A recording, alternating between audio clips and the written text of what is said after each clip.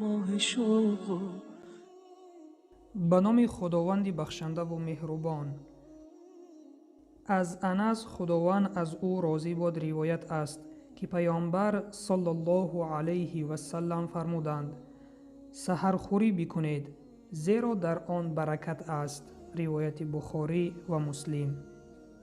رمضان أهلا بك رمضان نرقى بك رمضان. علما در شرح این حدیث میگویند پیش از دمیدن صبح در ماه رمضان سحرخوری نمودن سنت است. پیامبر صلی الله علیه و سلم سحرخوری ماه رمضان را تشویق نموده آن را برکت گفته است، زیرا انسان با تناول در سحر نیروی نو برای عبادت گرفته از تأثیر گرسنگی برای عصبی شدن امین میماند.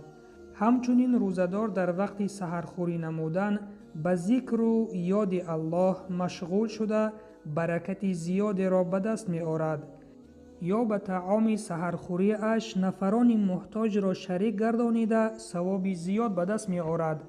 پیروی از سنت پیامبر صلی الله علیه و سلم ثواب و برکت دارد و از جمله سنت ها پیش از صبح خوردن خوراک سحری است.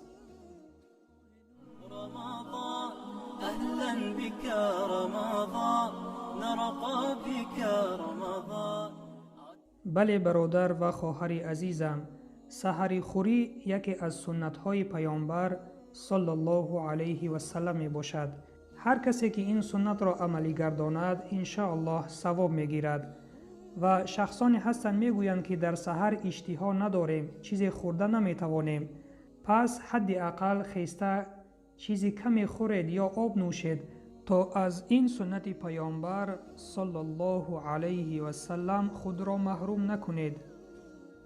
بله سحر خستن کاری آسان نیست، لیکن شما بر ضد نفس خود مبارزه برید. پس با سحرخوری پیروی از سنت پیامبر صلی الله علیه و سلم کرده از ثوابش خود را محروم نکنیم. و سلام بر آن شخصانی که راه هدایت را پیشه گرفتند.